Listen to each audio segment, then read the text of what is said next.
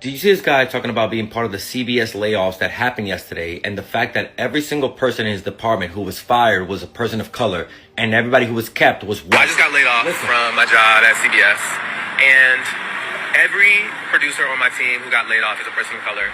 Every person who gets to stay and will be relocated within the company is a white person. I specifically asked him if it was a consideration for us to be relocated somewhere else within the company, and he said that we advocated to keep the show. We advocated to try to get you relocated somewhere, and we couldn't. It wasn't until I went downstairs, thinking that me and all of my colleagues had been laid off, that I found out that it was only the people of color.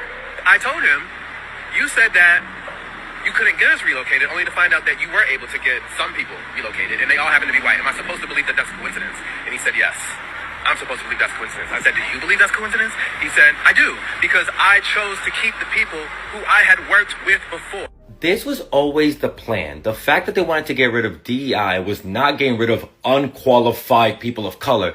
It was about silencing our voices. There was massive layoffs yesterday at CBS, which some people are calling a bloodbath. And one of the units that was slashed was the race and culture. The race and culture unit was tasked with overseeing news stories about race, culture, and injustices, ensuring they have the proper context and tone. The CEO of Paramount, David Ellis, will say that he's doing all this because he's trying to root out ideological biases at CBS. But from what we're seeing, he only wants a certain voice at CBS. Voices that will not challenge the status quo, and really any voices that just doesn't align with their white viewpoint. As people of color, we've always thought that the media was way too biased against our communities, using black and brown bodies way too much to try and scare people every night on the news. And there were few changes being made to try and let voices from those communities come in and again give context to stories. But all that is being thrown out the window. I think it's time black and brown people build up stronger newspapers, stronger media companies. We need to give each other information because as we're seeing,